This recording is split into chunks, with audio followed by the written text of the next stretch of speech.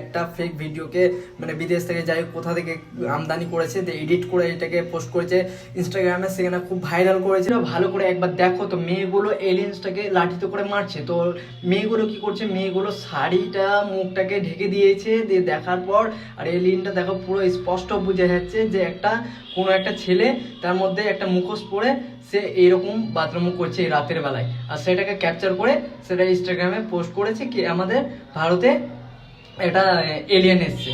মানে একটা অনেক এলিয়েন, মানে কত এডিট করতে পারে ভাই। আমি করলাম এডিট, তো মানে আমি যখন পোস্ট করলাম তো কত মানুষ শেয়ার করলো। তো এই ভিডিওটা অবশ্যই শেয়ার করে দাও যে আমাদের ভারতে কোনো এলিয়েন আসেনি, আর আসবে কিনাও আগে বলতে পারছি না।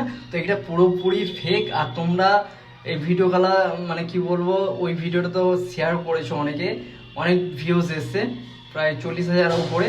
তো এটাকেও সব দেখার সুযোগ করে দাও।